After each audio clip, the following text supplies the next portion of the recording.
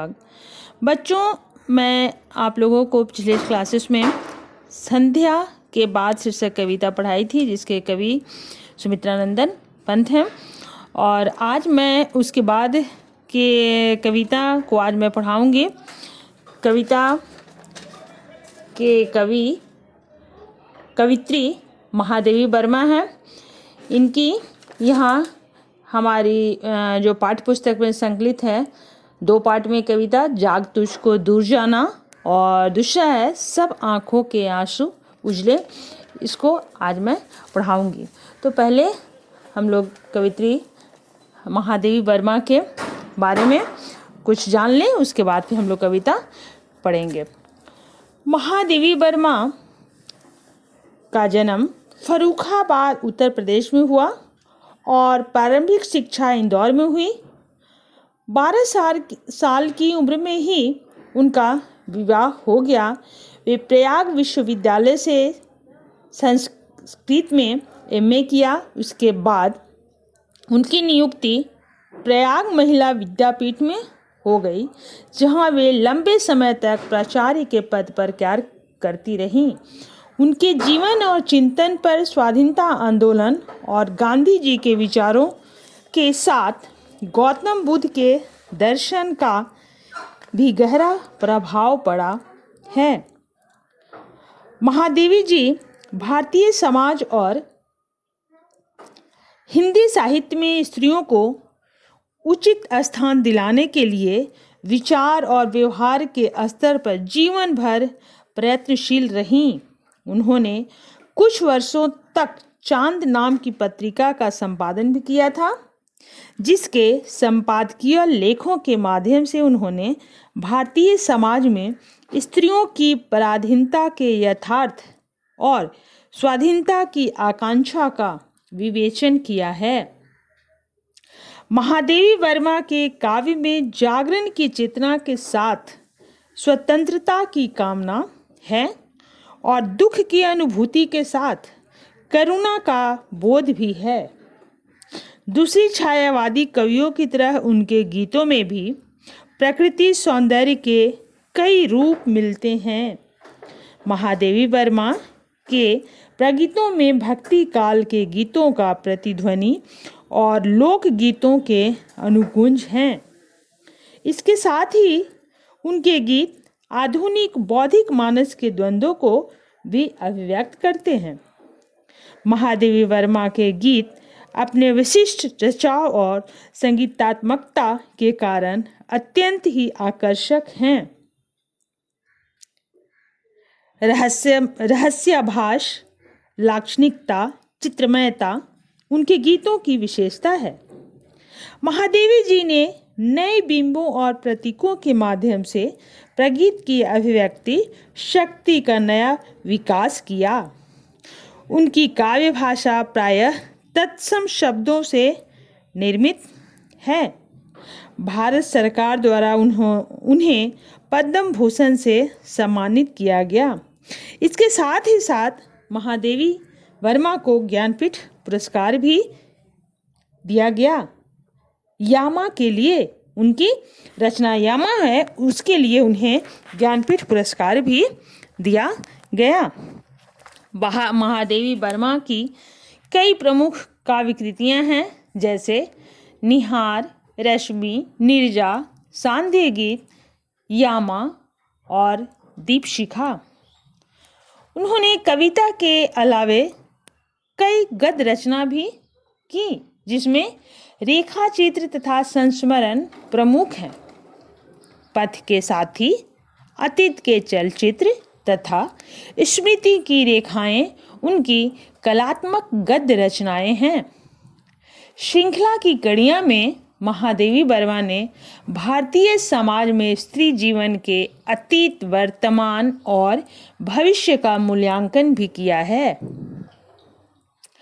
हमारी पाठ्य पुस्तक में उनके यानी महादेवी वर्मा के जो 2 गीत संकलित किए गए हैं, उसमें पहला गीत स्वाधीनता आंदोलन की प्रेरणा से रचित जागरण गीत है, जिसका शीर्षक है जाग तुझको दूर जाना। इसमें भीषण कठिनाइयों की चिंता न करते हुए कोमल बंधनों के आकर्षण से मुक्त होकर अपने लक्ष्य की ओर निरंतर बढ़ते रहने का आह्वान है। मोह माया के बंधन में जकड़े मानव को जगाते हुए महादेवी ने कहा है, जाग तुझको दूर जाना है। तो चलिए अब हम लोग देखते हैं शीर्षक जाग तुझको दूर जाना, जो शीर्षक गीत है, इसके हम लोग पंक्तियां को देखते हैं। यदि आप लोगों के सामने पुस्तक है तो निकाल करके देख लें। जाग तुझको दूर जाना शीर्षक गीत जो अभी हम बताएं कि कवित्री महादेवी वर्मा करुण गीतों की कवित्री हैं। यह जैसा हम अभी बताएं कि स्वाधीनता आंदोलन की प्रेरणा से रचित यह जागरण गीत है। इसमें भीषण कठिनाइयों की चिंता न करते हुए कोमल बंधनों के आकर्षण से मुक्त होकर अपने लक्ष्य को निरंतर बढ़ते रहने का आह्वान किया है। इसमें मोह माया के बंधन में जकड़े मानव को कवित्री ने जगा दिया है। वे कहती हैं कि हे प्राण, तुम हमेशा से अर्थात चिरकाल से सजग रहने वाली आंखों, आज तुम नींद से भरी हुई हो और इतना अस्त व्यस्त क्यों हो? तू जाग जाओ, तुम्हें दूर जाना है। कविता की पंक्तियां हैं, चीर सजग आंखें उनिंदी, आज कैसा व्यस्त बाना, जाग तुझको दूर जाना। अचल हिमगिरी के हृदय में आज चाहे कंप हो ले, या प्रलय की आंसुओं में मौन अलसित व्योम रोले, आज भी आलोक को डोले तिमिर की घोर छाया, जाग कर विद्युत शिखाओं में निठुर तूफान बोले। पर तुझे है नाश पथ पर चिन्ह अपने छोड़ आना, जाग तुझको दूर जाना।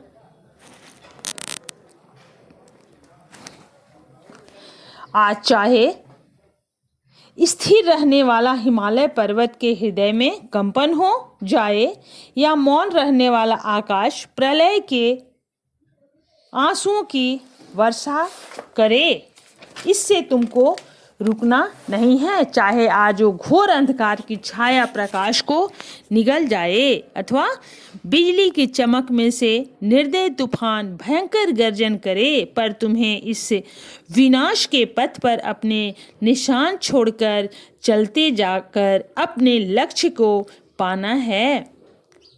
वे पुनः कहती हैं कि तुम जाग जाओ, क्योंकि तुम्हें अभी बहुत दूर जाना है।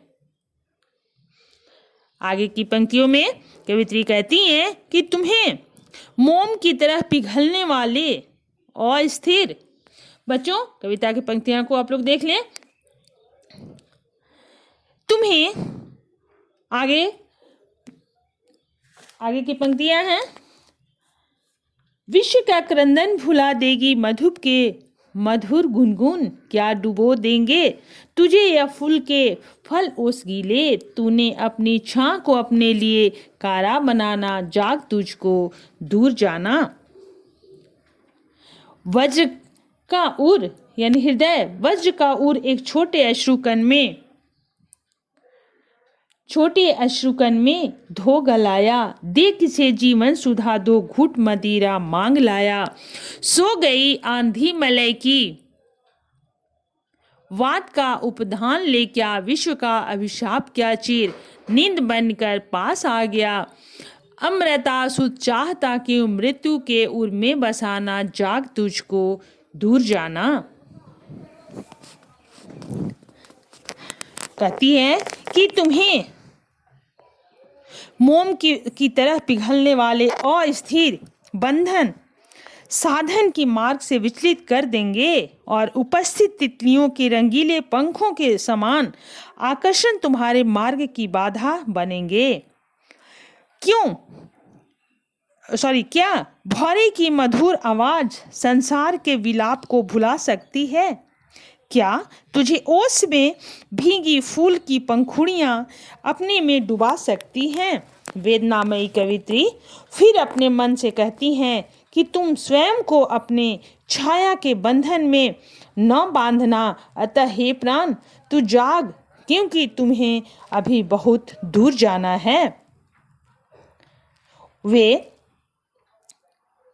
अपने प्राण को आलस्य छोड़कर आगे बढ़ने के लिए प्रेरित करती हुई कहती हैं कि अपने ब्रज के समान कठोर हृदय को एक छोटे से आंसू के कण से धोकर गला दिया।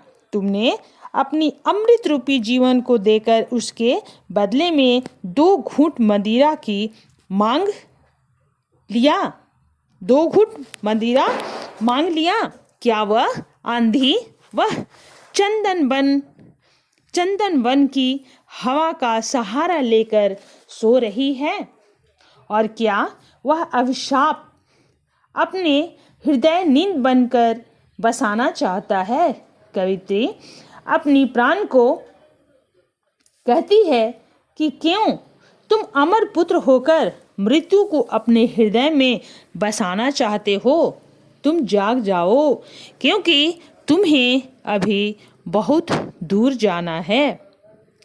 आगे की पंक्तियां, कहन ठंडी सांस में अब भूल वह जलती कहानी, आग हो उर में तभी दृग में सजेगा आज पानी। दृग मतलब आग। हार भी तेरी बनेगी माननी जय की पताका, राख क्षणिक पतंग को है अमर दीपक की निशानी, है तुझे अंगार शया पर मृदुल कलियां बिछाना, जाग तुझको दूर जाना। कवित्री कहती है कि तुम अपना पथ पर बढ़ने के लिए ठंडी सांस अर्थात कष्टों की कहानी को भूल जाओ, और जब तक हृदय में आग रहती है तभी आँखों का मूल्य होता है, क्योंकि हृदय की आग ही कठिन साध्य प्राप्त करने की प्रेरणा देती है, यानी कठिन काम करने की प्रेरणा देती है। वे कहती है कि यदि तुम हार जाते हो तो मेरी असफलता भी किसी विजय से कम न होगी। जिस प्रकार की अपने लक्ष्य की प्राप्ति के लिए पतंग जल मरता है फिर भी उसकी राख दीपक की लौ में मिलकर अमर हो जाती है, उसी प्रकार साधक को भी अपने लक्ष्य को पाने के लिए मिट जाना पड़े तो भी वह अमर है, अर्थात वह अमर हो जाता है। इसलिए तुझे भी कष्टों के संसार में अपनी अंगार शैया को समाप्त करके फलों की कोमल कलियों के समान बनाना है। तो बच्चों, आज ये हमारा शीर्षक जाग तुझको दूर जाना गीत यहाँ समाप्त होता है। इसके बाद हम दूसरा गीत है सब आंखों के आंसू उजले, इसको हम देखते हैं। यह है सब आंखों के आंसू उजले शीर्षक गीत, जो कि महादेवी वर्मा का दूसरा गीत है जो हमारा पाठ्य पुस्तक में संकलित है। में प्रकृति के उस स्वरूप की चर्चा की गई है जो सत्य है, यथार्थ है और जो लक्ष्य तक पहुंचने में मनुष्य की मदद करता है। प्रकृति की इस परिवर्तनशील यथार्थ से जुड़कर मनुष्य अपने सपने को साकार करने की राह चुन सकता है। इसका वर्णन करती हुई कवित्री कहती है कि प्रकृति के प्रतीक यानी माध्यम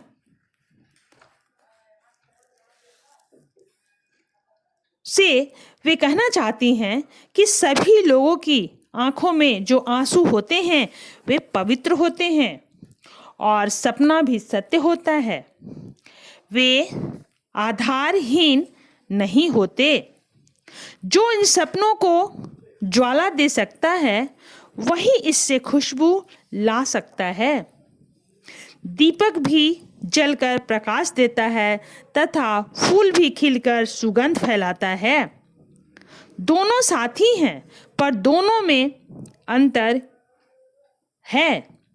दीपक कभी खिल नहीं सकता तथा फूल कभी जल नहीं सकता। दोनों का महत्व है। वे आगे कहती हैं कि पर्वत भी धरती के सैकड़ों झरने देता है।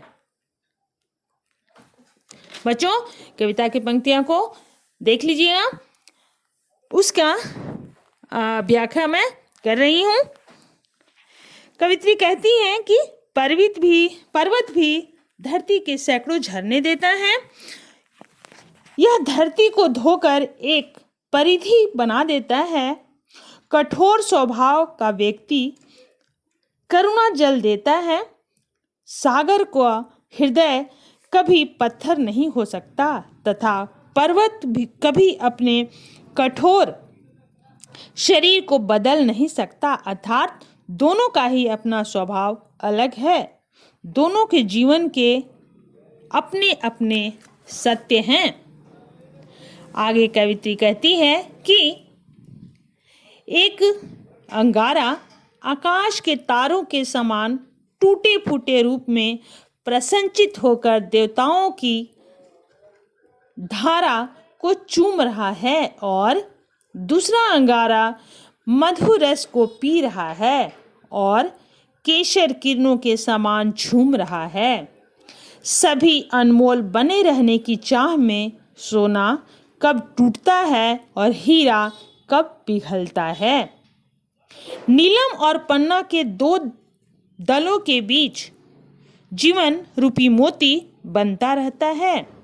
इसमें जीवन के सभी रंग रूप ढलते हैं, जैसे कि बहुमूल्य पदार्थों की आभा चमकती रहती है। यह आकाश में बिजली बनकर बादल का रूप धारण कर लेता है और वह मिट्टी में से अंकुर बनकर बाहर निकलता है। आगे की पंक्तियों में कवित्री महादेवी वर्मा ने मानव जीवन के सत्य को उद्घाटित करते हुए कहती है कि इस संसार में के सभी पगों में मेरी आवाज़ सुनाई पड़ती है और इसमें मेरी सांसों का अंकन स्पष्ट दिखाई देती है। मेरे बनने और बिगड़ने में अपने साधों को गिना सकता है। यह जलते हुए संसार तो कभी फूल की तरह खिलता है। इसी में अकेले व्यक्ति के प्राण भी रहते हैं। सभी व्यक्ति के सपने में कुछ